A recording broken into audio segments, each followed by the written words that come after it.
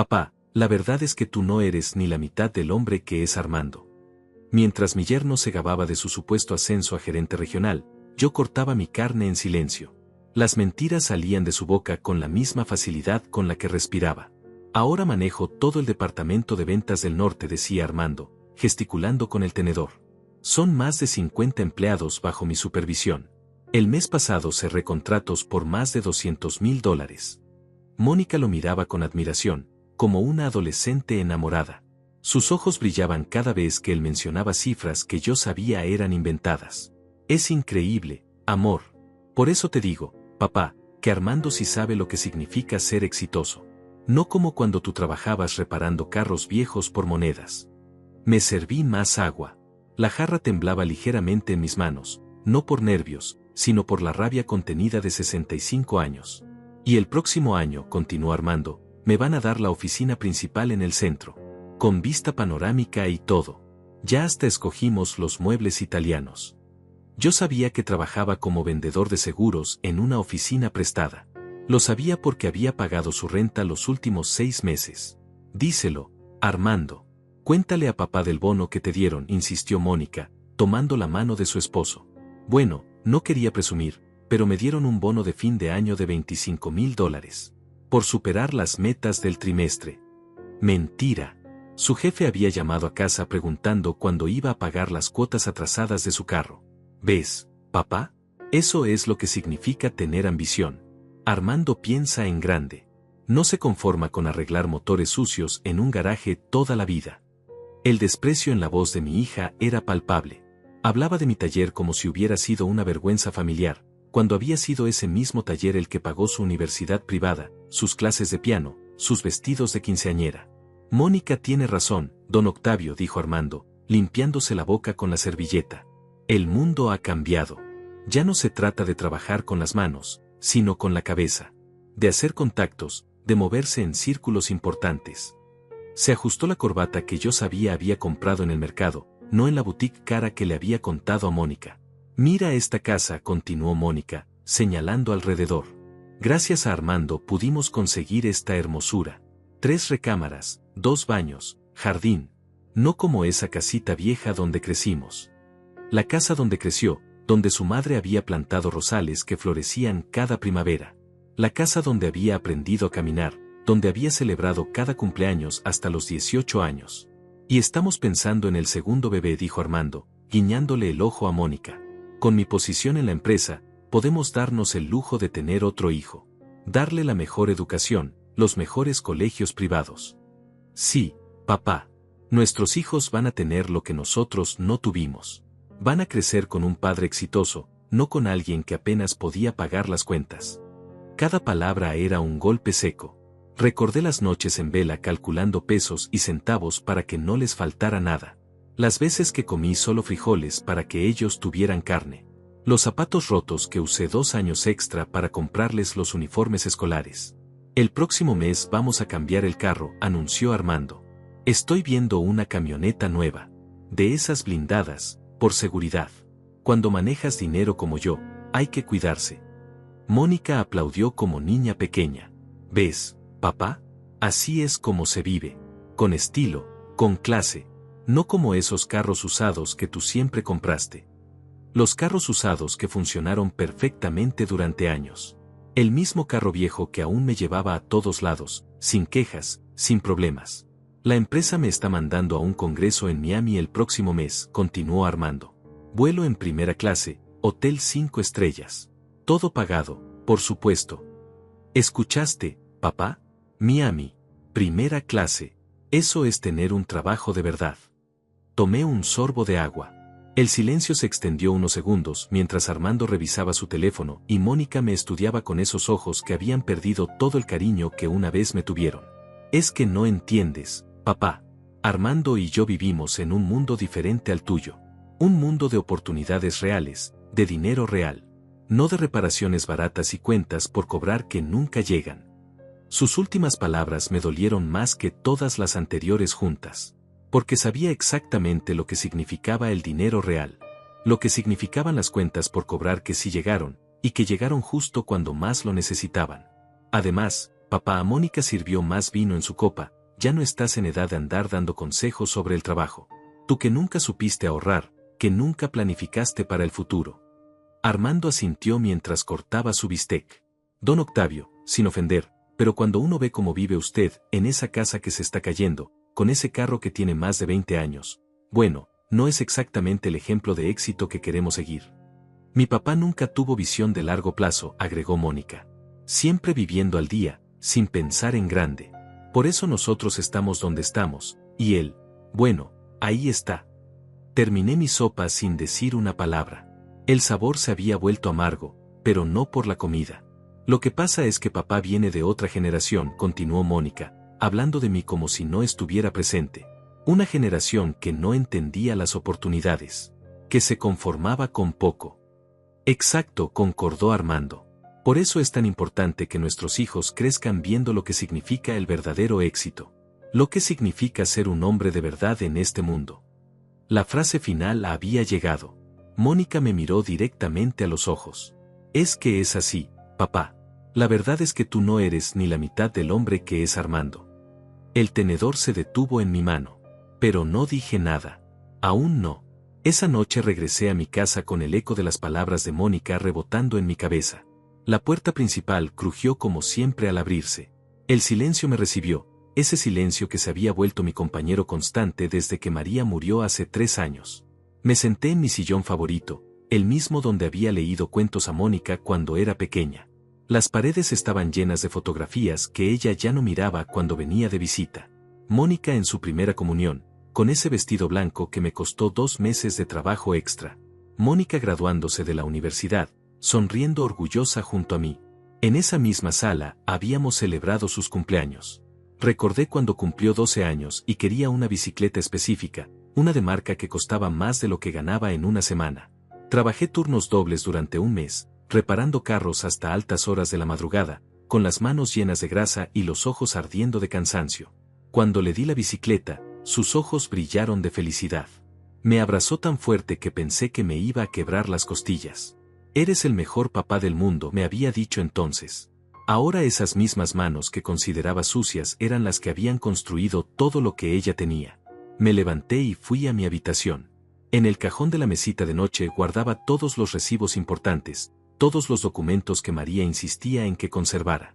Algún día van a necesitar saber lo que hiciste por ellos, me decía siempre. Saqué la carpeta amarilla que no había abierto en meses. Dentro estaban las facturas de la Universidad de Mónica.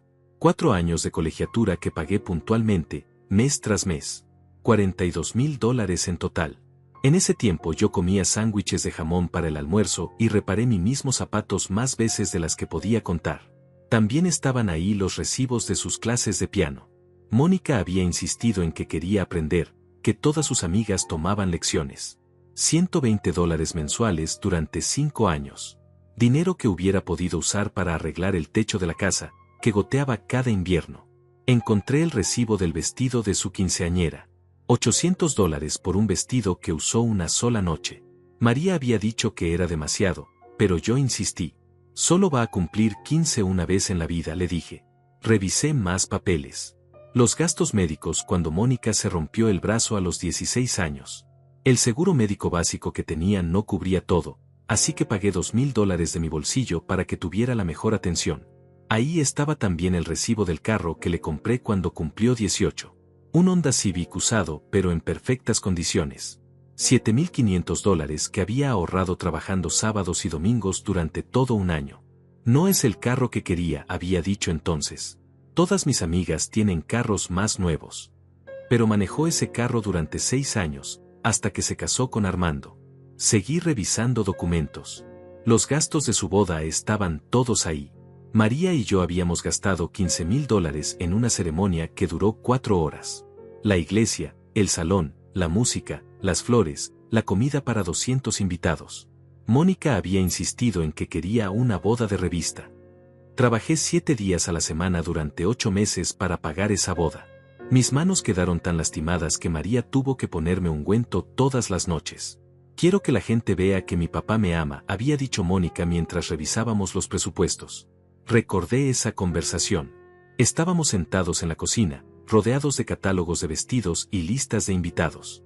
Mónica señalaba fotos de decoraciones carísimas y yo asentía a todo, calculando mentalmente cuántas horas extra necesitaría trabajar. Papá, ¿estás seguro de que podemos pagar todo esto?, me había preguntado una vez. No te preocupes, mija, tu papá se encarga de todo. Y me encargué. Vendí mi carro bueno y compré uno más viejo. Cancelé las vacaciones que había planeado con María. Trabajé en Navidad y Año Nuevo mientras otras familias celebraban. Pero Mónica tuvo su boda de revista. Encontré más recibos en el fondo de la carpeta. Los primeros meses después de que se casó, cuando Armando perdió su trabajo anterior. Mónica había llamado llorando, diciendo que no podían pagar la renta del apartamento. Solo por 2 meses, papá, hasta que Armando encuentre algo mejor. Fueron 6 meses. $3,000 que les di sin que me los pidieran de vuelta. Dinero que saqué de mis ahorros para emergencias. No le digas a Armando que te lo pedí, me había dicho Mónica. Es que él es muy orgulloso. Así que fingí que era un regalo, una ayuda espontánea de un padre generoso. También estaban los gastos médicos de mi nieto, cuando nació con problemas respiratorios y necesitó cuidados especiales. El seguro de Armando no cubría todo, así que yo pagué los $5,000 restantes sin que nadie me lo pidiera. Es mi nieto, le dije a María cuando me preguntó si estábamos seguros de hacer ese gasto. Haría cualquier cosa por él. Pero en la fiesta de cumpleaños del niño, Armando se había llevado todo el crédito. Había contado a los invitados cómo había movido cielo y tierra para conseguir la mejor atención médica para su hijo. Mónica había estado de pie junto a él, sonriendo orgullosa, sin mencionar ni una sola vez que su padre había pagado la mitad de los gastos. Cerré la carpeta y la guardé de vuelta en el cajón. Eran las 11 de la noche y la casa estaba sumida en ese silencio pesado que solo conocen las personas que viven solas. Me quedé despierto hasta muy tarde esa noche, sentado en la sala, mirando las fotografías en la pared. En cada una de ellas, Mónica sonreía. En cada una, yo estaba a su lado, orgulloso, protector, amándola sin medida. ¿En qué momento había dejado de ver todo lo que había hecho por ella? ¿Cuándo había comenzado a verme como el hombre que no era ni la mitad de lo que era su esposo? María solía decirme que los hijos olvidan fácilmente los sacrificios de los padres. Es natural, decía. Ellos miran hacia adelante, nosotros miramos hacia atrás. Pero esto era diferente. Esto no era olvido. Esto era desprecio. 3 meses después de esa cena humillante, recibí una llamada que lo cambiaría todo. Era un martes por la mañana. Estaba tomando café en la cocina cuando sonó el teléfono. Señor Octavio Pérez. La voz era formal, seria. Sí, soy yo. Habla Jaime Morales, del Banco Santander. Necesito hablar con usted sobre un asunto urgente relacionado con su hija Mónica Pérez de Herrera. Mi corazón se aceleró. ¿Qué pasó? Está bien. Señor Pérez, su hija y su esposo están en una situación muy delicada. Su casa está en proceso de ejecución hipotecaria. Tienen una deuda acumulada de $94,000 entre capital atrasado, intereses y penalizaciones. El café se me enfrió en las manos. ¿Ejecución hipotecaria? Han faltado a los pagos durante 8 meses consecutivos. Hemos intentado contactarlos múltiples veces, pero no han respondido a nuestras llamadas. El proceso legal ya comenzó. Tienen 30 días para liquidar la deuda completa o perderán la propiedad. Pero, ¿cómo es posible? Armando tiene un buen trabajo, según me contaron. Hubo una pausa del otro lado. Señor Pérez, nuestros registros indican que el señor Armando Herrera está desempleado desde hace más de 1 año. Los únicos ingresos reportados son comisiones esporádicas como vendedor de seguros independiente. El mundo se me vino encima. Todas las mentiras de la cena cobraron sentido. Los trajes caros, los restaurantes elegantes, las historias de éxito, todo había sido una fachada. ¿Por qué me llaman a mí?, pregunté, aunque ya intuía la respuesta. Su hija nos dio su número como contacto de emergencia. Aparentemente, usted es el único familiar con capacidad económica para ayudarlos. Después de colgar, me quedé sentado en la cocina durante horas. Mónica no me había dicho nada, ni una palabra sobre los problemas financieros. Pero había tenido el descaro de humillarme, de compararme con su esposo mentiroso y fracasado. Esa tarde manejé hasta su casa. Era una casa bonita en una zona residencial, con jardín frontal y 2 carros en la entrada. Todo se veía perfecto desde afuera. Una mentira perfecta. Toqué la puerta. Mónica abrió con cara de sorpresa. Papá, ¿qué haces aquí? Necesitamos hablar. No es buen momento. Armando está en una llamada importante de trabajo. Otra mentira. Mónica, el banco me llamó. Su cara se descompuso. La sangre se le fue del rostro. Papá, nosotros. ¿Por qué no me dijiste que estaban en problemas? Se sentó en el sofá y se cubrió la cara con las manos. Por primera vez en años, mi hija se veía vulnerable, pequeña. No podíamos decirte, después de todo lo que dijimos, después de cómo te tratamos. ¿Dónde está Armando? Salió. Está buscando trabajo. El de la empresa de seguros no le está dando suficiente dinero. Me senté junto a ella. Mónica, ¿cuánto tiempo llevan así? Todo empezó hace 2 años. Armando perdió su trabajo en la constructora. Ese que siempre te contaba, nunca existió.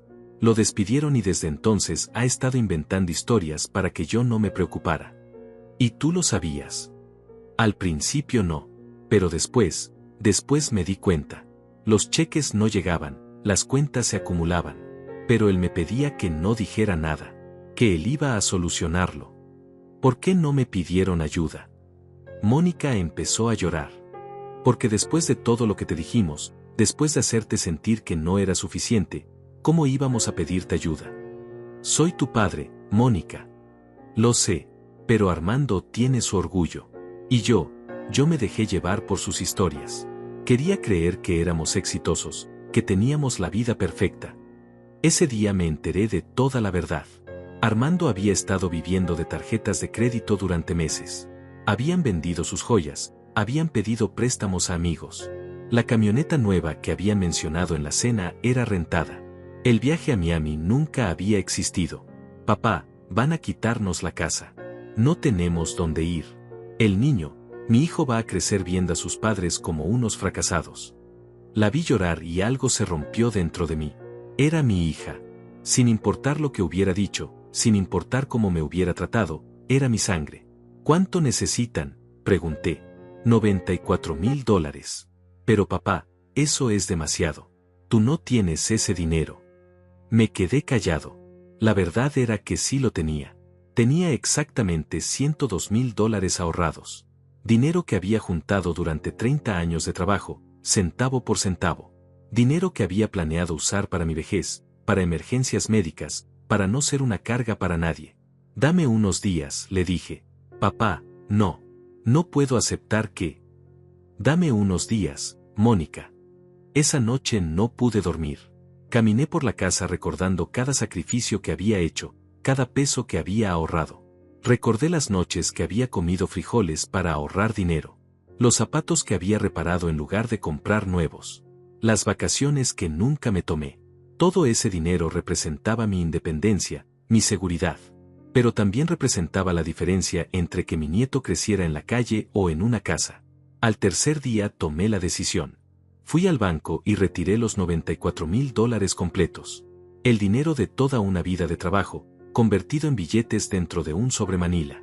Pero no se lo di directamente a Mónica. Fui al banco donde tenían la hipoteca y pagué la deuda completa. Quería asegurarme de que el dinero fuera exactamente a donde tenía que ir. El gerente del banco me miró sorprendido cuando deposité el dinero en efectivo. ¿Está seguro de esta transacción, señor Pérez? Completamente seguro. ¿Quiere que les notifiquemos a los propietarios que usted pagó la deuda? No. Solo díganles que la deuda fue liquidada. Nada más. Salí del banco con $8,000 en mi cuenta. De $102,000 que había ahorrado durante toda mi vida, me quedaban $8,000. Pero mi hija conservaría su casa. Esa tarde, Mónica me llamó llorando. Papá, el banco nos habló. Dijeron que alguien pagó nuestra deuda. ¿Fuiste tú? No sé de qué hablas, mentí. Papá, por favor. Mónica, lo importante es que ya no tienen problemas. Concéntrense en salir adelante. Pero papá, cuida a mi nieto. Eso es lo único que me importa. Colgué el teléfono y me senté en mi sillón. Estaba en bancarrota, pero mi familia tenía techo. Nunca les dije que había sido yo. Y ellos nunca preguntaron de nuevo. Los días siguientes a haber pagado la deuda de Mónica fueron los más extraños de mi vida. Me despertaba cada mañana sabiendo que había hecho lo correcto, pero también sintiendo un vacío profundo en el estómago. $94,000. El dinero de toda una vida se había esfumado en una sola tarde. Comencé a hacer cálculos obsesivos. Con los $8,000 que me quedaban y mi pensión mensual de $1,200, podía vivir con lo básico durante algunos años. Pero cualquier emergencia médica, cualquier reparación mayor en la casa, y estaría en serios problemas. Dejé de comprar carne. Empecé a cocinar solo con pollo los domingos, y el resto de la semana vivía de huevos, frijoles y arroz. Cancelé la televisión por cable que tenía desde hacía 15 años. Ahora solo escuchaba la radio mientras arreglaba cosas en la casa. Pero lo más difícil no era la economía.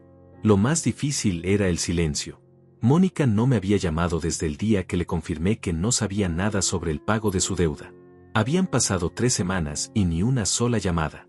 Ni un mensaje de texto. Nada. Un domingo decidí ir a visitarlos. Necesitaba ver que estuvieran bien, que hubieran aprendido algo de todo este susto. Llegué a su casa alrededor del mediodía. Había 2 carros en la entrada, el viejo Honda de Mónica y un Toyota nuevo que no reconocí. Toqué la puerta. Armando abrió con una sonrisa que no había visto desde hacía meses. Don Octavio, qué sorpresa. Pase, pase. La casa se veía diferente. Había muebles nuevos en la sala. Una televisión de pantalla plana gigantesca donde antes había una más pequeña. El olor a comida cara venía de la cocina. ¿Mónica está en casa? Sí, está preparando la comida. Hoy tenemos invitados. Unos socios de mi nuevo trabajo. ¿Nuevo trabajo? Me senté en el sofá nuevo, que todavía tenía etiquetas de precio pegadas en la parte de abajo. Mónica salió de la cocina usando un vestido que tampoco había visto antes. Se veía sorprendida de verme. Papá, no sabía que venías. Solo quería saber cómo estaban. Ver que todo anduviera bien después del problema con la casa. Mónica y Armando intercambiaron una mirada rápida. Ah, sí, eso. Armando se ajustó la corbata nueva. Fue un malentendido del banco. Ya sabes cómo son estas instituciones. Pero al final todo se solucionó. ¿Un malentendido? Sí, continuó Mónica. Resultó que teníamos un seguro que cubrió la deuda. Algo que Armando había contratado hace tiempo y que se nos había olvidado. Mentían. Directamente a mi cara, mentían sobre el dinero que yo había pagado. Qué bueno, dije. Me alegra saber que tenían un respaldo. Es que yo siempre pienso en el futuro, dijo Armando, inflando el pecho. Siempre tengo un plan B, un plan C. No como, bueno, como otras personas que viven al día. La indirecta era clara. Incluso después de que yo había salvado su casa, seguía sintiéndose superior a mí. Y lo mejor de todo, continuó Mónica, es que Armando consiguió un trabajo increíble. Gerente de ventas en una empresa de tecnología. El salario es 3 veces lo que ganaba antes. Felicidades, dije, preguntándome cuánto de eso sería verdad. Sí, don Octavio. Ahora sí estamos en el nivel que siempre quisimos. De hecho, estamos pensando en cambiar de casa. Esta ya se nos quedó pequeña. ¿Cambiar de casa? ¿La casa que yo acababa de salvar? Mónica sirvió la comida. Había camarones, carne importada, vino caro. Todo lo que yo había dejado de comprar para poder ayudarlos. Durante la comida, llegaron sus invitados. 2 parejas jóvenes, bien vestidas, con carros nuevos. Armando me presentó como el papá de Mónica sin más explicación. Como si fuera solo un pariente viejo que estaba de paso. Escuché mientras Armando les contaba a sus invitados sobre su nuevo éxito empresarial y cómo habían superado todas las dificultades financieras con inteligencia y planificación. Es que nosotros nunca dependemos de nadie, le dijo a uno de los invitados. Creemos en el trabajo duro y en hacer las cosas por nosotros mismos. Mónica asentía orgullosa. Sí, Armando y yo somos muy independientes. Nunca hemos necesitado que nadie nos rescate. Las palabras me dolieron como puñetazos. Había pagado $94,000 para rescatarlos, y ellos estaban contando la historia como si hubieran sido sus propios méritos. Después de la comida, cuando los invitados se fueron, me quedé un rato más. Necesitaba entender qué estaba pasando. Mónica, ¿puedo hablar contigo en privado? Claro, papá. Salimos al jardín trasero. Ella se veía incómoda. Hija, quiero que sepas que estoy orgulloso de que hayan salido adelante. Gracias, papá. Pero también quiero que sepas que si alguna vez necesitan ayuda, pueden contar conmigo. Mónica suspiró. Papá, ya te dijimos que estamos bien. Que todo se solucionó. No necesitamos ayuda de nadie. Lo sé, pero... Papá, la verdad es que Armando y yo hemos estado hablando. Y creemos que es mejor si mantenemos cierta distancia por un tiempo. El corazón se me detuvo. Distancia. Es que Armando está en un momento muy importante de su carrera. Está construyendo una imagen profesional, y bueno, a veces las diferencias generacionales pueden ser complicadas. ¿De qué hablas, Mónica? Papá, no es nada personal. Pero Armando tiene razón. Nosotros estamos en un nivel socioeconómico diferente ahora. Nuestros amigos, nuestros círculos, son personas exitosas, profesionales. Y yo no encajo en esos círculos. No es que no encajes. Es solo que, bueno, eres de otra generación. Tienes otras costumbres, otra forma de vestir, otra forma de hablar. Cada palabra era como vidrio molido. Mónica, soy tu padre. Lo sé, papá. Y te amo. Pero amor no significa que tengamos que estar juntos todo el tiempo. Tal vez es mejor si nos vemos solo en ocasiones especiales. Navidad, cumpleaños, cosas así. ¿Me estás pidiendo que me aleje de tu vida? No, papá. Solo te estoy pidiendo que entiendas que tenemos vidas diferentes ahora. Esa noche manejé a casa en silencio. Mi hija me había pedido que me mantuviera alejado porque su esposo estaba avergonzado de mí. El mismo esposo cuya casa había salvado con el dinero de toda mi vida. Durante las siguientes semanas, traté de llamar a Mónica varias veces. Siempre me contestaba con prisa, siempre tenía algo importante que hacer. Las conversaciones duraban menos de 5 minutos. Papá, estoy en una junta. Papá, estamos saliendo con unos clientes de Armando. Papá, el niño está enfermo y no puedo hablar. Dejé de llamar. Si mi presencia era un problema para su nueva vida exitosa, entonces les daría el espacio que querían. Pero no podía dejar de pensar en la ironía. Había gastado $94,000 para salvarlos, y como agradecimiento, me habían exiliado de sus vidas. Pasó un mes sin tener contacto con ellos. Un mes entero sin ver a mi nieto, sin saber cómo estaba mi familia. Fue entonces cuando decidí que necesitaba trabajo. Con solo $8,000 en el banco y una pensión de 1,200 mensuales, no podía permitirme el lujo de estar completamente retirado. Empecé a buscar trabajos de medio tiempo. A los 65 años, con las manos llenas de cicatrices del taller y sin estudios universitarios, las opciones eran limitadas. Conseguí trabajo en una ferretería 3 días a la semana. $500 mensuales que me ayudaban a mantener la cabeza sobre el agua. El dueño era un hombre bueno que conocía mi reputación como mecánico.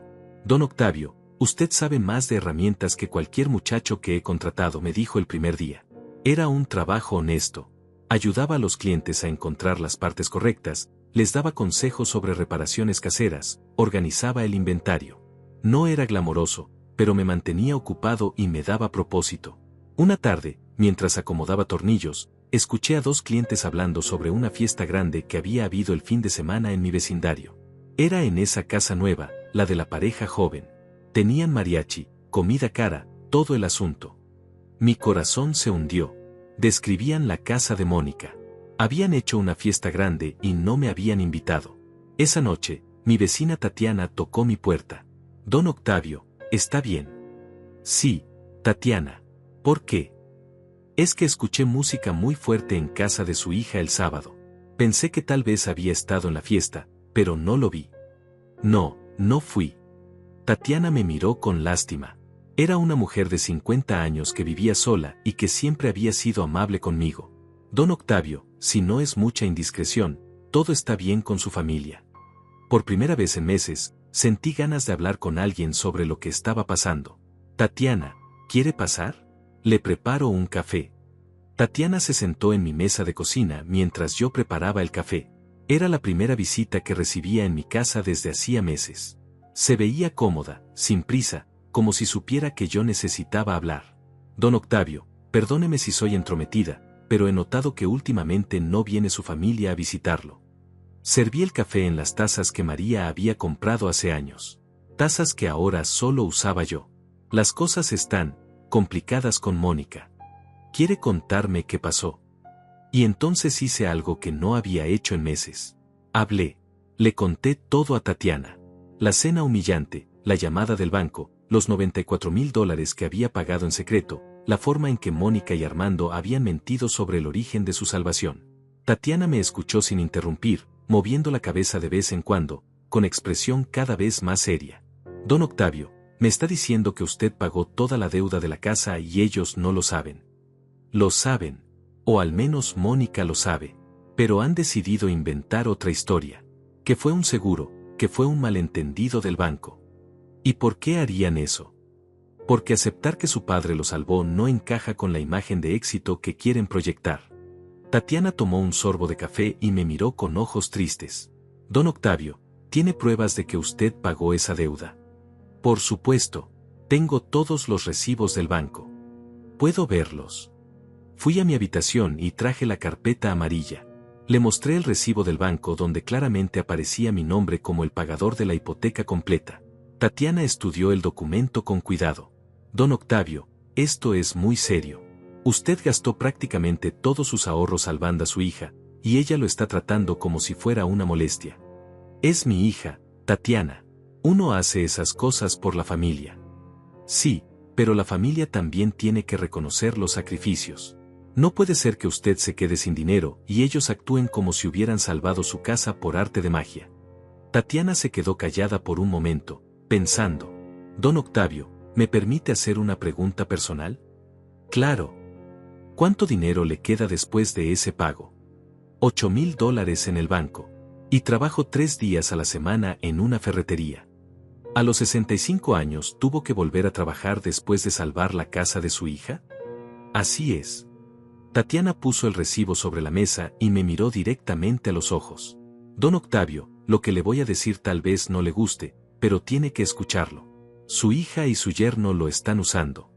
Tatiana. No, déjeme terminar. Usted pagó $94,000 para salvarlos. Ellos lo saben, pero están mintiendo para no sentirse en deuda con usted. Y además, le piden que se mantenga alejado porque su presencia no encaja con su nueva imagen de éxito. Mónica está pasando por un momento difícil. Cuando las cosas se calmen. Don Octavio, ¿cuándo va a ser suficiente? Usted ya les dio todo. Su dinero, su tiempo, su amor. ¿Qué más pueden pedirle? Sus palabras me dolieron porque sabía que tenía razón. Pero era mi hija. Mi única hija. Tatiana, yo no puedo simplemente alejarme de mi familia. No le estoy pidiendo que se aleje. Le estoy pidiendo que se defienda. Tatiana se levantó y caminó hacia la ventana que daba a la calle. Don Octavio, ¿sabe lo que vi el sábado en la fiesta de su hija? No. Vi a Armando contándole a los invitados que él había salvado la casa con sus propias inversiones inteligentes. Que había sido su visión empresarial lo que los había rescatado de la crisis. El café se me enfrió en las manos. También escuché a Mónica decir que ella y su esposo eran completamente independientes. Que nunca habían necesitado ayuda de nadie. ¿Está segura? Completamente segura. Estaba regando las plantas en mi jardín y se escuchaba todo claramente. Me quedé en silencio, procesando lo que acababa de escuchar. No solo habían mentido sobre el origen de su salvación, sino que estaban usando mi sacrificio para construir una reputación falsa de éxito personal. Don Octavio, hay algo más que necesita saber. ¿Qué cosa? Ayer vino un hombre a la casa de su hija. Un hombre mayor, bien vestido, con un carro muy caro. Estuvo ahí como 2 horas. Y después de que se fue, escuché a Mónica y Armando hablando en el jardín. Algo sobre una inversión, sobre una oportunidad de negocio que requería $50,000. Mi sangre se heló. $50,000. Sí. Y escuché a Armando decir algo como, si resulta bien, podremos mudarnos a esa casa en las lomas que vimos, punto. Las Lomas era la zona más cara de la ciudad. Casas de $500,000 hacia arriba. Tatiana, ¿estás segura de lo que escuchaste? Don Octavio, yo no miento. Y me pareció raro porque si apenas salvaron su casa actual, ¿de dónde van a sacar dinero para esas inversiones? Esa noche no pude dormir. Las palabras de Tatiana daban vueltas en mi cabeza. ¿Era posible que Mónica y Armando estuvieran planeando usar mi sacrificio como trampolín para más mentiras y más gastos? Al día siguiente decidí hacer algo que no había hecho nunca: espiar a mi propia hija. Manejé hasta su oficina a la hora del almuerzo. Mónica trabajaba en una pequeña agencia de marketing en el centro. La vi salir con una mujer que no conocía, dirigiéndose a un restaurante caro que sabía estaba fuera de sus posibilidades reales. La seguí a distancia y me senté en una mesa alejada del mismo restaurante. Desde ahí podía escuchar fragmentos de su conversación. Armando está evaluando varias oportunidades de inversión. Por fin pudimos salir de todos nuestros problemas financieros. Tenemos planes muy ambiciosos para los próximos años. Mónica hablaba con la seguridad de alguien que nunca había estado en problemas económicos. Como si los $94,000 que yo había pagado hubieran sido generados por su propio trabajo. Pero lo que más me impactó fue cuando la otra mujer le preguntó directamente: ¿y tu papá cómo está? Hace tiempo que no lo veo contigo. Mónica hizo una pausa, tomó un sorbo de vino, y respondió: mi papá está bien. Pero ya sabes cómo son las personas mayores. Se vuelven un poco complicadas. Prefiere estar en su casa, con sus cosas. Es más feliz así. ¿No extraña verlo más seguido? Mira, Rosa, te voy a ser honesta. Mi papá viene de otra generación. No entiende nuestro estilo de vida, nuestras ambiciones. A veces es mejor mantener cierta distancia para evitar conflictos. Pero es tu papá. Sí, y lo amo. Pero amor no significa que tengamos que estar todo el tiempo juntos. Él tiene su vida y nosotros tenemos la nuestra. Salí del restaurante antes de que terminaran de comer. No podía escuchar más. Mi propia hija estaba pintándome como un viejo cascarrabias que prefería el aislamiento, cuando la realidad era que ella me había pedido mantenerme alejado. Esa tarde, en la ferretería, no pude concentrarme en el trabajo. Mi jefe, don Gilberto, se dio cuenta. Don Octavio, ¿se siente bien? Se ve preocupado. Don Gilberto, ¿puedo hacerle una pregunta personal? Claro. ¿Usted tiene hijos? Sí, 2. Un varón y una mujer. ¿Alguna vez ha sentido que sus hijos se avergüenzan de usted? Don Gilberto dejó de acomodar las cajas que estaba cargando y me miró con seriedad. Don Octavio, ¿está pasando por algo así? Tal vez. Siéntese un momento. Nos sentamos en las sillas de plástico que había detrás del mostrador. Don Octavio, le voy a contar algo que nunca le he contado a nadie. Hace 5 años, mi hijo se casó. En la boda, cuando llegó el momento de los discursos, él se levantó y agradeció a todos los que lo habían apoyado en la vida. Mencionó a sus maestros, a sus suegros, a sus amigos. Pero no me mencionó a mí. ¿En serio? Resulta que yo, que trabajé doble turno durante 10 años para pagar su universidad, que vendí mi carro para comprarle el suyo, que me quedé sin vacaciones para poder darle todo lo que necesitaba, yo no era lo suficientemente importante para ser mencionado en su boda. ¿Y qué hizo? Nada. En ese momento, nada. Pero después, cuando me pidió dinero prestado para el enganche de su casa, le dije que no. Se lo negó. Le dije: hijo, busca a uno de todos esos que sí mencionaste en tu discurso. A ver si te prestan lo que necesitas. ¿Y qué pasó? Tuvo que buscársela solo. Y cuando finalmente consiguió la casa por sus propios medios, vino a darme las gracias. Me dijo que había entendido el mensaje. Don Gilberto me puso la mano en el hombro. Don Octavio, a veces los hijos necesitan recordar de dónde viene su buena fortuna. Las palabras de don Gilberto se quedaron grabadas en mi mente durante días. A veces los hijos necesitan recordar de dónde viene su buena fortuna. Pero yo había sido el opuesto a él. En lugar de negarle ayuda a Mónica, le había dado todo lo que tenía, incluso cuando ella me trataba con desprecio. Una semana después de esa conversación, algo cambió en mí. No fue un momento dramático, sino una comprensión lenta y profunda de que las cosas no podían seguir así. Estaba organizando facturas en mi mesa cuando encontré el recibo de mis últimos impuestos. Ahí, claramente listado, estaba el retiro de $94,000 que había hecho para pagar la hipoteca de Mónica. Era evidencia irrefutable de mi sacrificio. Pero también encontré algo más. Entre los papeles viejos había una carta que María me había escrito poco antes de morir. Una carta que había guardado en mi billetera y luego había olvidado. Octavio, decía la carta, si algo me pasa, quiero que recuerdes una cosa, tú vales mucho más de lo que nuestros hijos creen. No dejes que te traten como si fueras menos. Eres un buen hombre, un buen padre, y mereces respeto. Releí la carta 3 veces. María siempre había visto las cosas más claramente que yo. Incluso desde la tumba, me estaba dando el consejo que necesitaba escuchar. Esa tarde decidí hacer algo que no había hecho en meses, llamar a Mónica y pedirle que almorzáramos juntos. Papá, estoy muy ocupada esta semana. Mónica, necesito hablar contigo sobre algo importante. ¿Está todo bien? ¿No te sientes mal? No, no es eso. Solo necesito verte. Hubo una pausa larga del otro lado de la línea. Está bien, pero solo tengo 1 hora. Podemos vernos en el café de la plaza principal el viernes a las 12.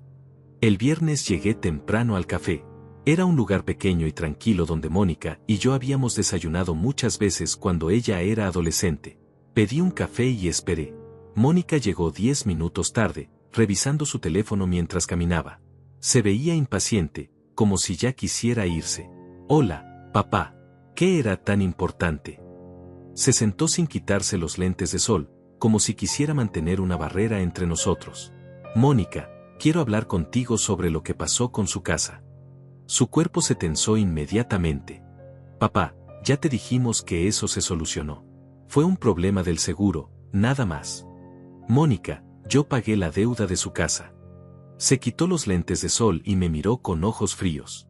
¿De qué hablas? Saqué el recibo del banco de mi cartera y lo puse sobre la mesa. Pagué $94,000 completos. Todo lo que debían. Mónica miró el papel como si fuera una serpiente venenosa. Papá, tú no tienes ese dinero. Lo tenía. Eran mis ahorros de toda la vida. Todo.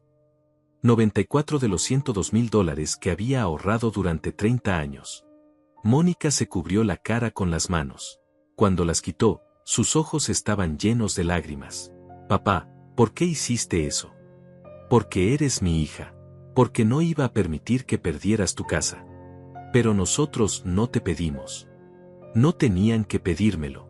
El banco me llamó porque ustedes me habían puesto como contacto de emergencia. Mónica empezó a llorar en silencio. La gente en las otras mesas nos miraba con curiosidad. Papá, nosotros, no sabíamos qué hacer. Estábamos desesperados. Lo sé. Pero después, cuando Armando consiguió el trabajo nuevo, pensamos que era mejor que nadie supiera. ¿Por qué, Mónica? Porque Armando tiene su orgullo. Porque sus compañeros de trabajo, nuestros amigos, si supieran que mi papá tuvo que salvarnos. ¿Te avergüenzas de que tu padre te haya ayudado? No es eso, papá. ¿Entonces qué es? Mónica se secó las lágrimas con una servilleta.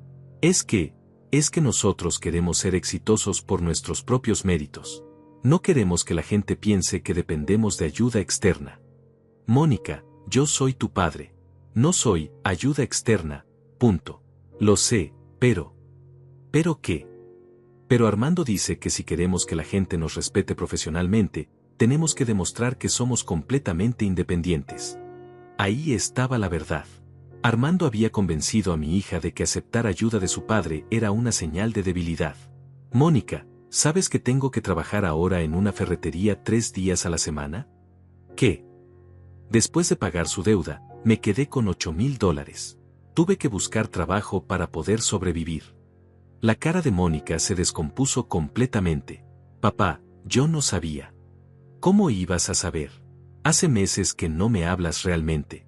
Hace meses que me dijiste que mantuviera distancia. Papá, eso fue solo. ¿Solo qué? ¿Solo para que Armando no se sintiera mal? Mónica no respondió. Se quedó mirando su café sin beber. Mónica, anoche escuché de casualidad que están planeando hacer una inversión de $50,000. ¿Cómo escuchaste eso? No importa cómo. Lo que importa es que quiero que me expliques de dónde van a sacar ese dinero. Papá, eso es diferente. ¿Diferente cómo? Hace 6 meses estaban a punto de perder su casa. Ahora de repente tienen $50,000 para invertir. Armando está manejando muy bien sus nuevos ingresos. Mónica, por favor, dime la verdad. Mi hija suspiró profundamente. Armando dice que como ya no tenemos el pago de la hipoteca, podemos usar ese dinero para inversiones. Que es dinero que técnicamente estaba destinado a la casa, entonces podemos reinvertirlo. La lógica era tan retorcida que me quedé sin palabras. Estaban planeando usar el dinero que yo había pagado como capital para nuevas inversiones. Mónica, ese dinero existe porque yo pagué su hipoteca. No es dinero que ustedes generaron. Papá, ya sé que técnicamente. No técnicamente. Realmente. Yo les di $94,000. Dinero que ahora no tengo. Dinero que me obliga a trabajar a los 65 años. Papá, nosotros no te pedimos que hicieras eso. Tienes razón. No me lo pidieron. Yo elegí hacerlo porque los amo. Pero lo mínimo que esperaba era honestidad. Mónica empezó a llorar otra vez. Es que todo se volvió tan complicado, papá. Armando estaba tan avergonzado de haber fallado, y cuando las cosas mejoraron, él quería que empezáramos de nuevo, como si nunca hubiera pasado nada. ¿Y mi sacrificio simplemente se borra de la historia? No es eso. Entonces, ¿qué es? Mónica me miró a los ojos por primera vez en la conversación. Papá, ¿qué quieres que hagamos? ¿Que les digamos a todos que mi papá tuvo que salvarnos? ¿Que reconozcamos que somos unos fracasados? Quiero que reconozcan que su padre los ama lo suficiente como para darlo todo por ustedes. Y quiero que dejen de tratarme como si fuera una vergüenza. Tú no eres una vergüenza. Entonces, ¿por qué no puedo ir a sus fiestas? ¿Por qué tengo que mantener distancia? ¿Por qué mientes sobre mí cuando hablas con tus amigas? Mónica abrió la boca, pero no salió ningún sonido. Mónica, escuché lo que le dijiste a Rosa en el restaurante la semana pasada. ¿Me seguiste? Fui al mismo restaurante por casualidad. Y escuché cómo le explicabas que yo prefiero estar solo, que soy complicado, que es mejor mantener distancia. Papá, yo solo. Mónica, yo no prefiero estar solo. Ustedes me pidieron que me mantuviera alejado. Hay una gran diferencia. Mi hija se quedó callada, jugando con la servilleta entre sus dedos. ¿Sabes qué es lo que más me duele de todo esto? Continué. ¿Qué? Que después de darlo todo por ti, después de quedarme prácticamente sin dinero para salvarte, tu esposo sigue pensando que yo no soy ni la mitad del hombre que él es. Mónica cerró los ojos. Y lo peor es que tú pareces estar de acuerdo con él. No es verdad, papá. Mónica, hace 3 meses me dijiste exactamente eso en su casa. Que yo no era ni la mitad del hombre que es Armando. Estaba enojada. ¿Enojada por qué? Por tener un padre que trabajó toda su vida para darte todo lo que necesitabas. No respondió. Puse dinero sobre la mesa para pagar mi café. Mónica, voy a decirte algo, y quiero que lo escuches bien. Dime. Yo pagué $94,000 para salvar su casa. Tengo todos los recibos, todos los documentos. Es dinero que ustedes no pueden devolver, y que probablemente nunca van a devolver. Papá. Pero quiero que sepas que fue mi decisión. Mi regalo para ustedes. No espero que me lo paguen. Gracias, papá. Sin embargo, continué, sí espero respeto. Espero honestidad.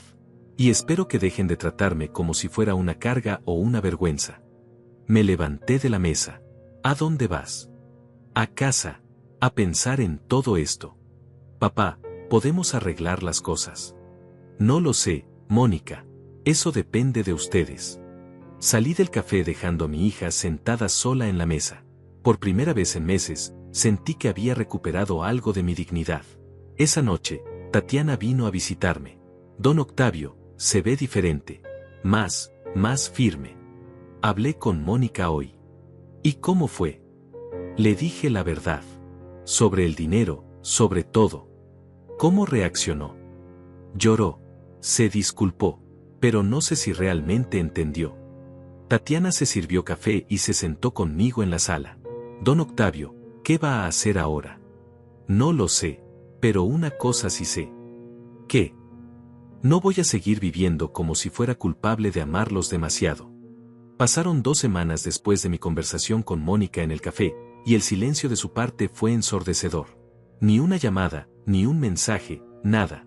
Era como si hubiera decidido que confrontar la verdad era más incómodo que simplemente ignorarme por completo. Pero la vida tiene formas extrañas de poner las cosas en su lugar. El martes por la mañana, mientras tomaba café y leía el periódico, recibí una llamada que cambiaría todo para siempre. ¿Señor Octavio Pérez? Habla Lázaro Mendoza, abogado del despacho Mendoza y Asociados.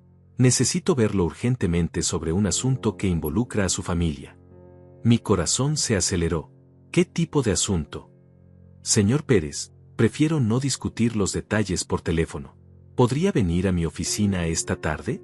Es sobre una demanda que su hija y su yerno han interpuesto contra usted. Las palabras me golpearon como un rayo. ¿Una demanda? ¿Por qué? Señor Pérez, según los documentos que tengo aquí, ellos alegan que usted pagó la hipoteca de su casa sin su consentimiento, y están demandando que ese pago sea considerado un préstamo no autorizado que debe ser reembolsado con intereses. El mundo se me vino abajo. No podía creer lo que estaba escuchando. Pero yo lo salvé de perder su casa. Entiendo que la situación es compleja, señor Pérez. Por eso necesito verlo personalmente. Puede estar aquí a las 3 de la tarde.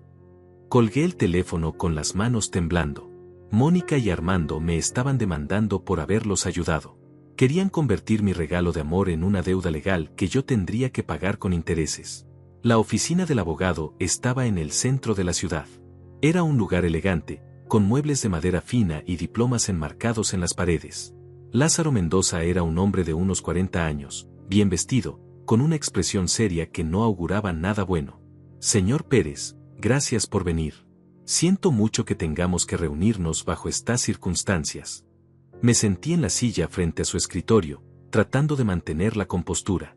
Señor Mendoza, necesito que me explique exactamente qué está pasando. El abogado abrió un expediente grueso y sacó varios documentos.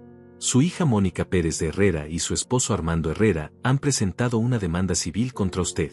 Alegan que en abril de este año, usted realizó un pago no autorizado de $94,000 a su hipoteca, y que este pago constituye un préstamo forzoso que debe ser reembolsado. ¿Un préstamo forzoso? Pero yo lo salvé de perder su casa. Según su versión de los hechos, usted nunca les consultó antes de hacer el pago. Ellos argumentan que estaban manejando la situación por sus propios medios y que su intervención fue innecesaria e invasiva. No podía creer lo que estaba escuchando. Señor Mendoza, el banco los llamó porque tenían 8 meses de atraso. Iban a perder la casa en 30 días. Entiendo, pero legalmente hablando, el hecho de que usted haya pagado una deuda que no era suya, sin el consentimiento explícito de los deudores, puede ser interpretado como un préstamo involuntario. El abogado me mostró más documentos. Además, están argumentando que su intervención dañó su reputación crediticia, porque habían estado negociando con el banco una reestructuración de la deuda que habría sido más favorable para su historial financiero. ¿Reestructuración? Llevaban 8 meses sin pagar. Señor Pérez, también alegan que su pago no autorizado les causó estrés emocional y problemas en su matrimonio, porque creó una deuda familiar inesperada que afecta su independencia económica. Cada palabra era más absurda que la anterior. Mis propios hijos me estaban demandando por amarlos demasiado. ¿Qué quieren exactamente? Quieren que usted les pague $94,000 más intereses del 8% anual desde la fecha del pago. En total, están pidiendo aproximadamente $105,000. Me quedé sin aire. No solo querían que les devolviera el dinero que había gastado salvándolos, sino que además querían intereses. Como si hubiera sido una transacción comercial. Señor Mendoza, yo no tengo ese dinero. Gasté prácticamente todos mis ahorros pagando su hipoteca. Eso es precisamente lo que ellos argumentan que los perjudica. Dicen que ahora tienen una deuda con alguien que no puede permitirse esperar el pago, lo cual los pone en una posición financiera más precaria que antes. ¿Y qué pasaría si no puedo pagar? Podrían embargar sus bienes. Su casa, su carro, sus cuentas bancarias. Todo lo que tenga de valor. Salí de esa oficina sintiéndome como si hubiera recibido una paliza. Mis propios hijos querían quitarme lo poco que me quedaba, después de que yo había dado todo por ellos. Esa noche llamé a Tatiana y le conté lo que había pasado. Su reacción fue de indignación total. Don Octavio, esto es monstruoso. ¿Cómo pueden demandar al hombre que lo salvó? No lo sé, Tatiana. Ya no entiendo nada. Don Octavio, usted necesita defenderse. No puede dejar que se salgan con la suya. ¿Cómo voy a defenderme? Apenas tengo dinero para vivir, y mucho menos para pagar abogados. Pero usted tiene razón de su lado. Tiene todos los documentos que prueban que ellos estaban en bancarrota. Tatiana tenía razón. Al día siguiente regresé a mi carpeta amarilla y saqué todos los documentos que había guardado durante años. No solo tenía los recibos del pago de la hipoteca, sino también toda la correspondencia del banco amenazando con el embargo. También tenía algo más. Las grabaciones. Hacía años que María había insistido en que grabáramos las conversaciones telefónicas importantes. Uno nunca sabe cuándo va a necesitar pruebas de lo que dijeron, me había dicho. En ese entonces me había parecido exagerado, pero ahora entendía su sabiduría. Busqué en mis archivos digitales y encontré la grabación de la llamada donde Mónica me había suplicado ayuda. Su voz quebrada, llorando, diciéndome que iban a perder la casa, que no tenían a dónde ir. Papá, por favor, ayúdanos. No sabemos qué hacer. El banco va a quitarnos la casa y mi hijo va a quedar en la calle. También tenía grabada la conversación donde me había pedido que no le dijera a nadie que el dinero había venido de mí. Papá, por favor, no le digas a Armando que te lo pedí. Es que él es muy orgulloso. Mejor que piense que fue tu idea ayudarnos. Esas grabaciones destruían completamente su argumento de que mi ayuda había sido no autorizada. Pero había algo más. Recordé que don Gilberto en la ferretería tenía un hermano que era abogado. Un abogado que se especializaba en casos de familia y que tenía fama de defender a la gente trabajadora contra los abusos. Al día siguiente fui a la ferretería temprano. Don Gilberto, ¿podría darme el teléfono de su hermano el abogado? Tengo un problema serio. Por supuesto, don Octavio. Pero primero cuénteme qué está pasando. Le expliqué toda la situación. Don Gilberto escuchó con expresión cada vez más seria. Don Octavio, esto es indignante. Mi hermano va a querer ayudarlo. Se llama Jaime Morales, y odia este tipo de injusticias. Esa tarde me reuní con Jaime Morales. Era un hombre de unos 50 años, con oficina modesta pero eficiente. Cuando le conté mi historia y le mostré todos los documentos y grabaciones, su reacción fue inmediata. Don Octavio, esto es uno de los casos más claros de abuso familiar que he visto en años. No solo vamos a defendernos, sino que vamos a contrademandar. ¿Contrademandar? Sí, por abuso emocional, por manipulación financiera y por intento de fraude. Sus hijos están tratando de robarle el dinero que usted gastó salvándolos. Jaime estudió todos los documentos con cuidado. Don Octavio, ¿se da cuenta de que estas grabaciones son evidencia irrefutable de que ellos le pidieron ayuda? Sí, pero ¿será suficiente? No solo será suficiente, sino que vamos a demostrar que ellos han estado viviendo una mentira desde que usted los salvó, que han estado usando su sacrificio para construir una reputación falsa de éxito. ¿Cómo vamos a probar eso? Con investigación. Vamos a demostrar que todos los gastos que han hecho desde que usted pagó su hipoteca han sido posibles solo porque ya no tienen ese pago mensual. Vamos a probar que su éxito es una fabricación construida sobre su sacrificio. Por primera vez en semanas, sentí una chispa de esperanza.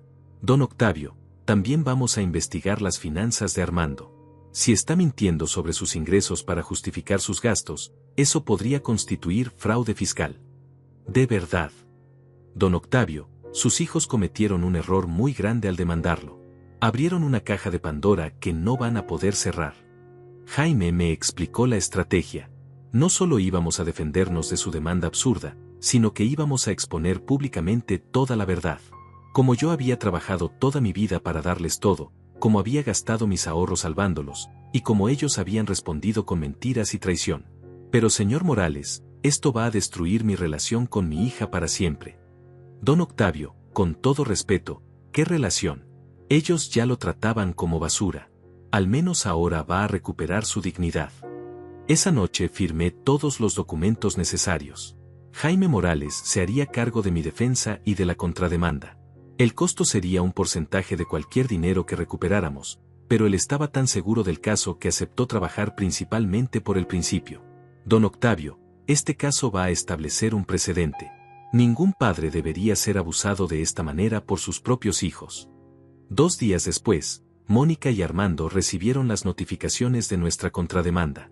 La guerra había comenzado oficialmente, y esta vez, yo tenía las armas para ganar. La reacción de Mónica y Armando a nuestra contrademanda fue inmediata y desesperada. Menos de 24 horas después de recibir los documentos legales, mi teléfono comenzó a sonar sin parar. Primero fue Mónica, llorando histéricamente. Papá, ¿cómo pudiste hacernos esto? ¿Cómo puedes demandarnos? Somos tu familia. Después fue Armando, con un tono que oscilaba entre la súplica y la amenaza. Don Octavio, esto se está saliendo de control. Podemos arreglar las cosas sin abogados, sin toda esta locura legal. Pero yo ya había tomado mi decisión. Después de meses de ser tratado como un estorbo, después de que intentaran convertir mi amor en una deuda legal, había llegado el momento de que enfrentaran las consecuencias de sus acciones. Jaime Morales trabajó con la eficiencia de un cirujano. En menos de una semana había recopilado evidencia devastadora contra Mónica y Armando. Los registros bancarios mostraban que desde que yo había pagado su hipoteca, habían gastado más de $40,000 en lujos, ropa cara, restaurantes elegantes, muebles nuevos, un viaje a Cancún que nunca me habían mencionado. Don Octavio, mire estos estados de cuenta, me dijo Jaime durante una de nuestras reuniones. Después de que usted salvó su casa, inmediatamente empezaron a vivir como millonarios. Compraron un televisor de $5,000, muebles de sala por $8,000, ropa de marca por miles más. La evidencia era abrumadora. Habían estado usando el dinero que ya no tenían que destinar a la hipoteca para financiar un estilo de vida que estaba completamente fuera de sus posibilidades reales. También descubrimos algo más, continuó Jaime. Armando ha estado reportando ingresos falsos al servicio de impuestos. Dice ganar $60,000 anuales, pero nuestros investigadores confirmaron que su verdadero ingreso no pasa de $25,000. ¿Qué significa eso? Significa que está cometiendo fraude fiscal. Y que toda la historia de su supuesto éxito profesional es una mentira completa. Pero lo más impactante vino cuando Jaime me mostró las redes sociales de Mónica y Armando. Habían estado publicando fotos de sus compras caras, sus cenas en restaurantes elegantes, sus vacaciones, todo mientras mantenían la narrativa de que habían superado sus problemas financieros por mérito propio. En una publicación particularmente dolorosa, Mónica había escrito: gracias a Dios y al trabajo duro de mi esposo, finalmente podemos disfrutar de la vida que siempre soñamos. Es increíble lo que se puede lograr cuando uno se enfoca y no depende de nadie más. La publicación tenía docenas de comentarios congratulándolos por su independencia y éxito. Todo construido sobre la mentira de que yo no había sacrificado mis ahorros de toda la vida para salvarlos. Don Octavio, vamos a usar todas estas publicaciones como evidencia de que han estado viviendo una vida falsa financiada por su sacrificio, me explicó Jaime. La estrategia legal de Jaime era brillante y devastadora. Primero, demostraríamos que la demanda original de Mónica y Armando era completamente fraudulenta, basada en mentiras sobre las circunstancias de mi pago y su supuesta capacidad para manejar la situación por sí mismos. Segundo, expondríamos cómo habían usado mi sacrificio como trampolín para un estilo de vida de lujo que no podían costear, mientras simultáneamente me excluían de sus vidas y mentían sobre el origen de su estabilidad financiera. Tercero, demandaríamos compensación no solo por el dinero que había gastado, sino por daño emocional, manipulación familiar, y el costo de tener que defenderme legalmente de sus ataques infundados. La audiencia preliminar fue programada para un martes por la mañana. Llegué al juzgado acompañado de Jaime, llevando 3 carpetas llenas de evidencia que documentaban 30 años de sacrificios por mis hijos y 6 meses de traición de parte de ellos. Mónica y Armando llegaron con su abogado, un hombre joven que se veía nervioso desde el momento en que vio la cantidad de documentos que teníamos. Mónica evitó hacer contacto visual conmigo durante toda la audiencia, pero pude ver que había estado llorando. El juez, un hombre mayor con expresión seria, revisó los documentos preliminares de ambas partes antes de hablar. Este es uno de los casos más inusuales que he visto en mi carrera, comenzó. Un padre que es demandado por sus propios hijos por el crimen de salvarlos de la bancarrota. El abogado de Mónica y Armando trató de presentar su caso, pero era evidente que no tenía argumentos sólidos. Cuando Jaime presentó las grabaciones donde Mónica me suplicaba ayuda, el caso de ellos se desmoronó completamente. Su señoría, dijo Jaime, no solo tenemos evidencia de que el señor Pérez actuó con el consentimiento completo de los demandantes, sino que tenemos evidencia de que ellos han estado viviendo una mentira financiera desde que él los salvó. Cuando se reprodujeron las grabaciones en la sala, vi cómo Armando se hundía en su silla. La voz de Mónica llorando y suplicándome ayuda resonó en el juzgado, destruyendo cualquier pretensión de que mi intervención había sido no autorizada. Papá, por favor, ayúdanos. No sabemos qué hacer. Van a quitarnos la casa y mi hijo va a quedar en la calle. El juez detuvo la reproducción y miró directamente a Mónica. Señora Herrera, ¿confirma usted que esa es su voz en la grabación? Mónica asintió sin hablar, con lágrimas corriendo por sus mejillas. ¿Y confirma que en esa llamada le pidió específicamente a su padre que pagara su hipoteca para evitar perder su casa? Sí, su señoría, susurró Mónica. Entonces, ¿puede explicarme por qué ahora está demandando a su padre por hacer exactamente lo que usted le pidió que hiciera? Mónica no pudo responder. Su abogado trató de intervenir, pero el juez lo detuvo. Señor abogado, he revisado toda la documentación. Es evidente que esta demanda carece de mérito legal y, francamente, de mérito moral. Jaime entonces presentó la evidencia de los gastos extravagantes que Mónica y Armando habían hecho después de que yo pagué su hipoteca, junto con las publicaciones en redes sociales donde se atribuían el crédito por su estabilidad financiera. Su señoría, los demandantes no solo mintieron sobre las circunstancias de la ayuda de su padre, sino que han estado usando ese sacrificio para financiar un estilo de vida lujoso mientras públicamente niegan que recibieron ayuda alguna. El juez estudió las fotografías de las compras caras, las facturas de restaurantes elegantes, los recibos de viajes costosos. Señora Herrera, señor Herrera, ¿es cierto que gastaron más de $40,000 en lujos durante los 6 meses posteriores a que su padre pagó su hipoteca? Armando finalmente habló, con voz temblorosa. Su señoría, nosotros trabajamos duro por ese dinero. ¿Con qué dinero?, interrumpió el juez. Según los registros que tengo aquí, ustedes estaban en bancarrota total hace 6 meses. ¿De dónde salió repentinamente todo este dinero para lujos? Armando no pudo responder. La verdad era obvia, el dinero que ya no tenían que destinar a la hipoteca se había convertido en su fondo para gastos frívolos. Jaime entonces reprodujo más grabaciones, incluyendo una donde Mónica me pedía específicamente que no le dijera a nadie que el dinero había venido de mí. Su señoría, esto demuestra que los demandantes no solo conocían y autorizaron el pago, sino que específicamente pidieron que se mantuviera en secreto para proteger su imagen pública. El juez se reclinó en su silla, claramente disgustado. En mis 30 años como juez, raramente he visto un caso de ingratitud tan extrema. Un padre sacrifica sus ahorros de toda una vida para salvar a sus hijos de la bancarrota, y ellos responden demandándolo. Se dirigió directamente a Mónica y Armando. No solo voy a desestimar su demanda, sino que voy a ordenar que paguen todos los costos legales del señor Pérez. Además, voy a referir este caso al fiscal para que investigue las posibles violaciones fiscales del señor Herrera. Armando se puso pálido. Una investigación fiscal podría revelar años de reportes de ingresos falsos. Finalmente, continuó el juez, voy a ordenar una mediación familiar obligatoria. Es claro que esta familia necesita ayuda profesional para resolver problemas que van mucho más allá de lo legal. Cuando salimos del juzgado, Mónica corrió hacia mí en el estacionamiento. Papá, por favor, perdónanos. No queríamos que llegara tan lejos. Armando me convenció de que era lo correcto, pero yo sabía que estaba mal. Por primera vez en meses, vi a mi hija real, no la versión fría y calculadora que había estado interpretando. Mónica, ustedes me demandaron por amarlos. ¿Cómo esperan que confíe en ustedes otra vez? Papá, podemos arreglar esto. Podemos ser una familia otra vez. Pero yo ya no era el mismo hombre que había aceptado sus maltratos en silencio. El proceso legal me había mostrado claramente quiénes eran realmente, y lo que eran capaces de hacer. Mónica, vamos a hacer esa mediación que ordenó el juez. Pero las cosas van a ser muy diferentes de ahora en adelante. Armando se acercó, con la cabeza baja. Don Octavio, sé que cometimos un error terrible. Sé que no merecemos su perdón. Tienes razón, Armando. No lo merecen. Por primera vez desde que lo conocía, vi miedo real en los ojos de mi yerno.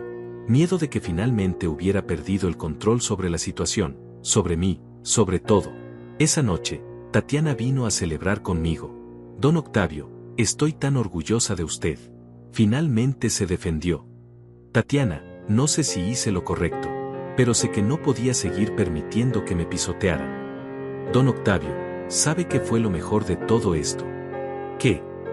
Que finalmente ellos tuvieron que escuchar la verdad sobre lo que usted hizo por ellos. Finalmente tuvieron que enfrentar las consecuencias de su ingratitud.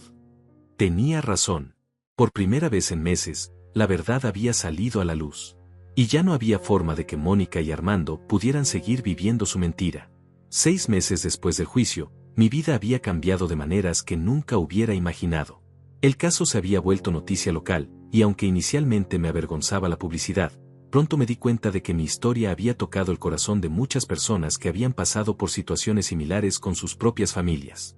La mediación familiar ordenada por el juez había sido intensa y reveladora.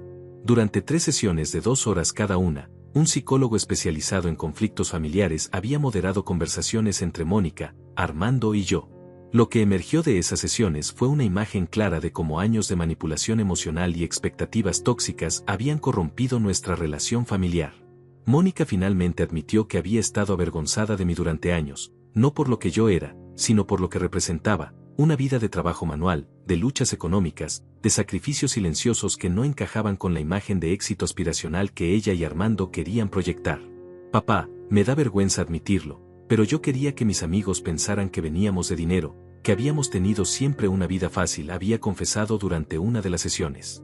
Tu presencia me recordaba constantemente que veníamos de la clase trabajadora, y eso no encajaba con la fantasía que habíamos construido. Armando había sido aún más revelador en sus confesiones. Admitió que desde el principio había visto mi amor por mi hija como una amenaza a su autoridad en la relación. Había calculadamente sembrado resentimiento contra mí, convenciendo a Mónica de que mi presencia en sus vidas era un signo de dependencia e inmadurez. Don Octavio, la verdad es que yo sabía que usted era mejor padre de lo que yo podría ser, y eso me molestaba. Cada vez que usted los ayudaba, cada vez que demostraba amor incondicional, yo me sentía pequeño en comparación, había admitido con lágrimas en los ojos.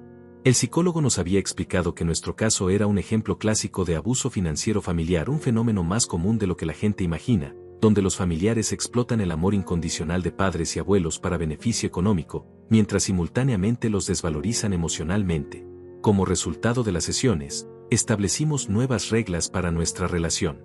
Mónica y Armando pagarían $200 mensuales durante 5 años para compensar una pequeña parte de los $94,000 que había gastado. No era mucho, pero era un reconocimiento simbólico de la deuda que tenían conmigo. Más importante aún, acordamos que no habría más mentiras sobre el origen de su estabilidad financiera.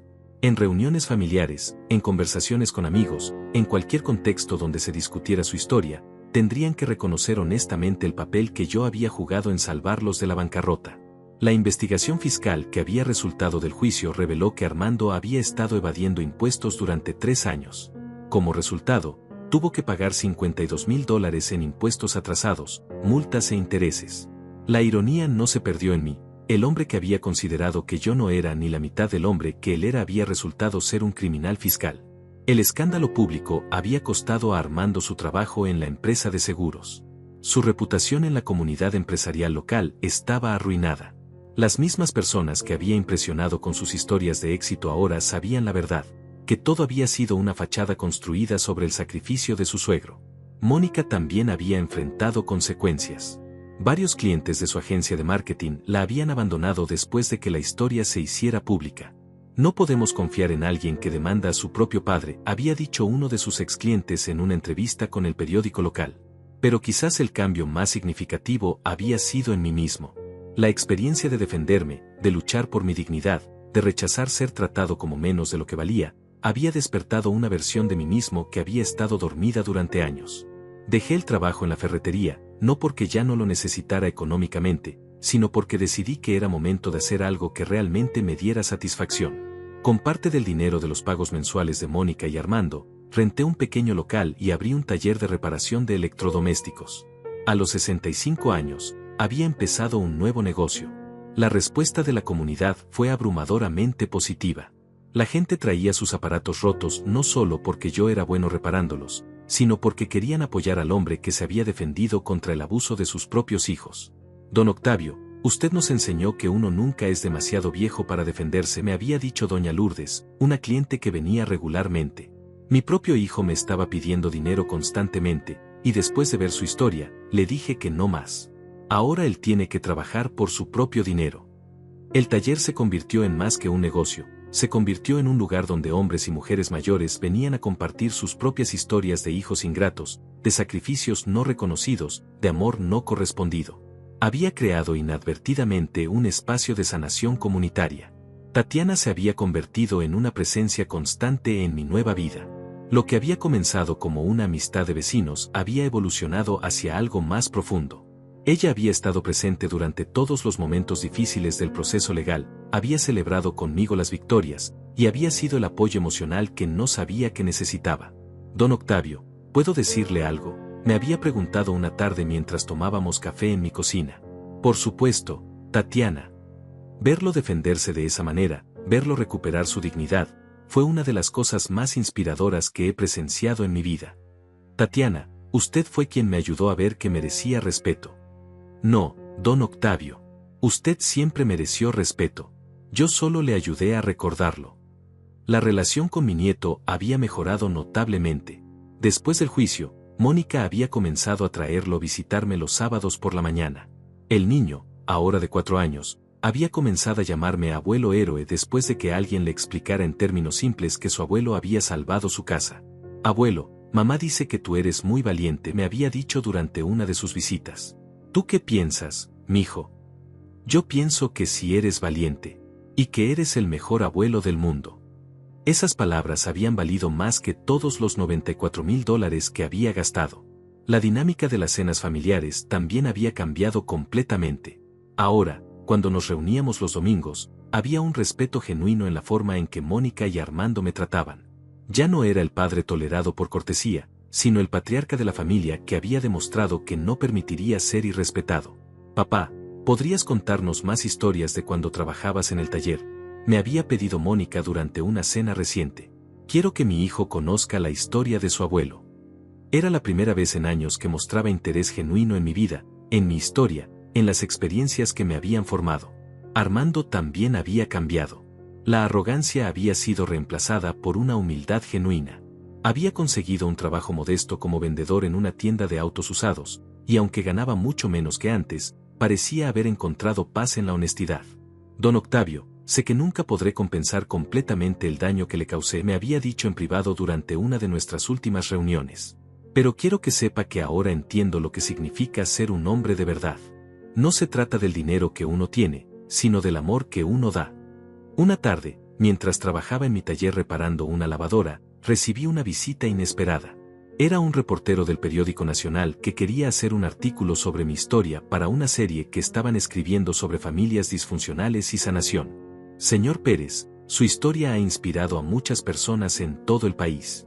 ¿Qué le diría a otros padres que están pasando por situaciones similares? La pregunta me hizo reflexionar sobre todo el camino que había recorrido desde esa noche humillante cuando Mónica me había dicho que yo no era ni la mitad del hombre que era Armando. Le diría que el amor no significa aceptar el abuso, que ser padre no significa sacrificar su dignidad, y que nunca es demasiado tarde para defenderse y exigir el respeto que uno merece. Se arrepiente de haber pagado los $94,000. No me arrepiento de haber salvado a mi familia. Me arrepiento de haber permitido que me trataran mal durante tanto tiempo antes de eso. ¿Cuál es su mensaje final? Que los padres también tienen derechos. Que nuestro amor no es infinitamente elástico. Y que a veces, para salvar una relación, primero hay que estar dispuesto a perderla. El artículo se publicó 3 semanas después con el título El padre que demandó a sus hijos, una historia de amor, sacrificio y dignidad recuperada. Recibí cientos de cartas de lectores compartiendo sus propias historias similares. Ahora, mientras escribo estas palabras en mi taller un domingo por la tarde, con el sonido de Tatiana preparando la cena en la cocina de al lado y esperando la visita de mi nieto en la mañana, puedo decir con certeza que las cosas salieron exactamente como tenían que salir. Mónica y Armando aprendieron que las acciones tienen consecuencias. Yo aprendí que merezco respeto. Y mi nieto está creciendo en una familia donde la honestidad y la gratitud son valores reales, no solo palabras bonitas. Ellos querían enterrarme, hacerme sentir pequeño e insignificante. Olvidaron que yo soy raíz. Y las raíces, por más que las entierren, siempre encuentran la forma de crecer hacia la luz. Si conoces a alguien que ha pasado por algo similar, comparte esta historia. Y si fuiste tú quien vivió esto, ahora es tu momento de levantar la cabeza y reclamar la dignidad que siempre te perteneció. La mediación familiar duró 3 sesiones intensas durante el mes siguiente. Dr. Dolores Vázquez, la psicóloga asignada por el juzgado, no era una mujer que tolerara mentiras o manipulaciones. Desde la primera sesión, estableció reglas claras, nada de interrupciones, nada de justificaciones, solo la verdad. Durante esas sesiones, por primera vez en años, pude expresar todo el dolor que había acumulado. Le conté a la doctora, con Mónica y Armando sentados frente a mí, sobre los 30 años de sacrificios que había hecho como padre, sobre las noches sin dormir trabajando para pagar su educación, sobre los zapatos rotos que usé durante años para comprarles ropa nueva, sobre las vacaciones que nunca me tomé para poder darles todo lo que necesitaban. Mónica lloró durante casi toda la primera sesión. No las lágrimas manipuladoras que había derramado antes, sino un llanto profundo de verdadero arrepentimiento. Papá, nunca me di cuenta de todo lo que habías hecho. Nunca realmente pensé en los sacrificios que hiciste. Armando, por su parte, se vio obligado a admitir ante la psicóloga que había estado viviendo una mentira durante años, que había exagerado sus ingresos, que había inventado historias de éxito profesional, y que había convencido a Mónica de que mantuviera distancia conmigo porque mi presencia amenazaba la imagen falsa que habían construido. Doctor Vázquez, yo me sentía como un fracasado después de perder mi trabajo real. Cuando don Octavio nos salvó, en lugar de estar agradecido, me sentí humillado, como si fuera menos hombre por necesitar la ayuda de mi suegro. La psicóloga no mostró simpatía por sus excusas. Señor Herrera, usted transformó la generosidad de un padre amoroso en una amenaza a su ego masculino. Eso no es humillación, eso es ingratitud extrema. Durante la segunda sesión, la doctora nos hizo un ejercicio que cambió todo. Nos pidió que escribiéramos cartas, ellos para mí, pidiendo perdón específicamente por cada daño que me habían causado, y yo para ellos, estableciendo las condiciones bajo las cuales podríamos reconstruir algún tipo de relación. La carta de Mónica fue devastadora de leer. Papá, convertí a mi Salvador en mi enemigo. Te traté como si fueras una vergüenza cuando deberías haber sido mi orgullo. Tomé tu amor incondicional y lo convertí en una carga. No merezco tu perdón, pero te pido la oportunidad de pasar el resto de mi vida compensando el daño que te hice. La carta de Armando fue más difícil de aceptar, pero al menos parecía sincera. Don Octavio, usted me mostró lo que significa ser un verdadero hombre, alguien que sacrifica por su familia sin esperar reconocimiento. Yo hice lo opuesto. Usé su sacrificio para construir mentiras sobre mí mismo, y luego traté de destruirlo legalmente cuando la verdad amenazó con salir a la luz. Soy consciente de que probablemente nunca podré ganarme su respeto, pero quiero que sepa que ahora entiendo la diferencia entre ser un hombre real y solo pretender serlo. Mi carta para ellos fue simple pero firme. Establecí condiciones claras para cualquier relación futura. Primero, honestidad total sobre sus finanzas y su situación real. Segundo, reconocimiento público de mi sacrificio y una disculpa pública por haberme demandado. Tercero, respeto genuino por mi presencia en sus vidas, no tolerancia fingida. Y cuarto, la promesa de que nunca más utilizarían mi amor como arma contra mí. Durante la tercera y última sesión, la doctora Vázquez nos entregó sus conclusiones. Esta familia ha estado operando bajo una dinámica tóxica donde el amor se confundió con debilidad y la gratitud se vio como humillación. Señor Pérez, usted permitió durante años que abusaran de su generosidad. Señora Herrera y señor Herrera, ustedes confundieron la bondad de su padre con algo que podían explotar sin consecuencias. 3 meses después de que todo comenzara, Mónica y Armando organizaron una pequeña reunión en su casa.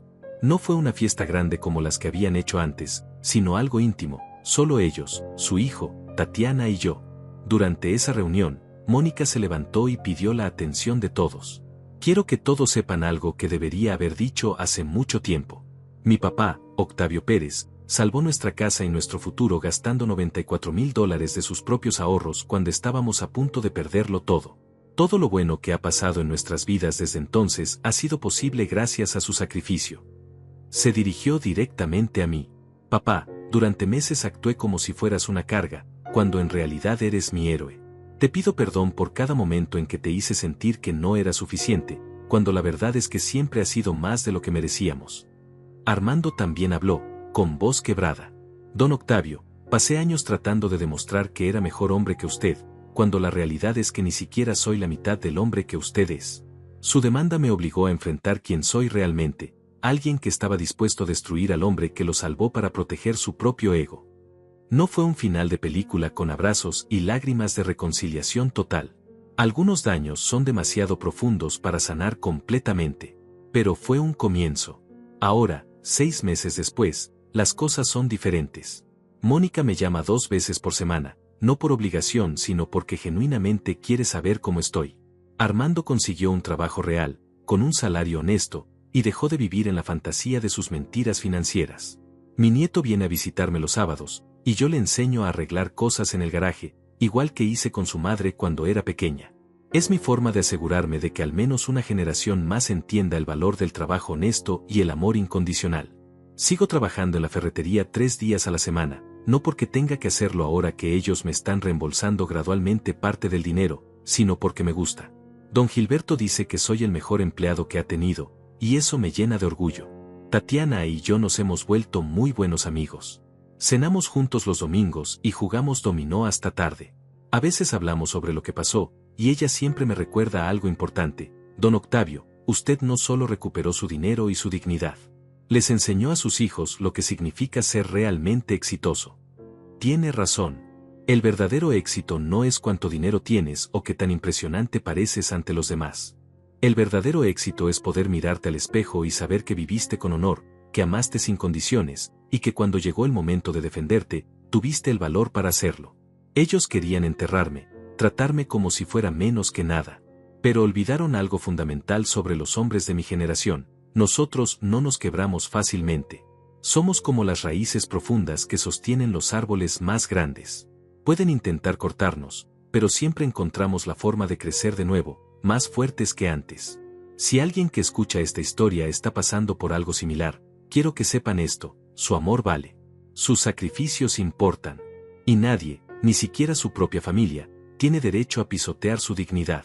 A veces amar verdaderamente significa saber cuándo parar de permitir el abuso. Nunca es demasiado tarde para recuperar su lugar en el mundo.